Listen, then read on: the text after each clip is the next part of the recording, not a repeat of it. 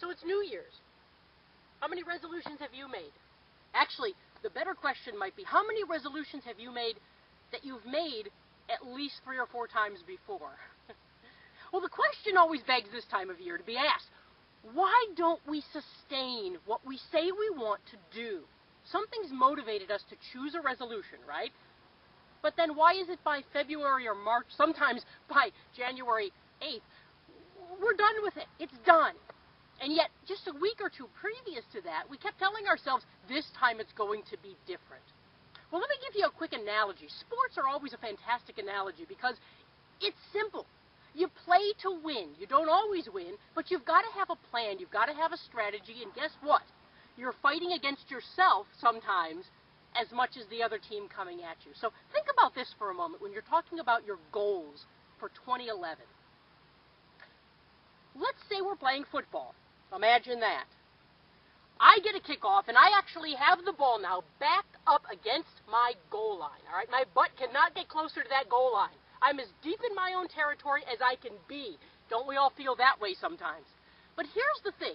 When I look out across the field to the other end zone, which is my goal, correct? I have one of two choices. I can choose to look ahead of me and go, wait a minute. I have to go 100 yards. That's a lot of work. Not only that, there's an awful lot of guys in front of me trying to stop me. And trust me when I tell you, you know this, I don't have to tell you this, some of the guys on your own team are fighting against you half the time. It's not just the defense you have to worry about, right? And the other thing is, there's an awful lot of green. Oh my goodness. When you go in with that mindset, how often are you going to succeed? Rarely, if ever. Give yourself a chance for a positive outcome. Because if you really think about it, I don't have to go 100 yards, do I? I have to go 10 yards. Because what happens if I go 10 yards? I'm that much closer, and I get a new set of downs, don't I? It's the same thing with goals. If you break things up into small tasks, the large tasks just all of a sudden happen.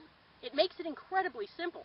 Henry Ford said anything is possible as long as you break it down into small tasks.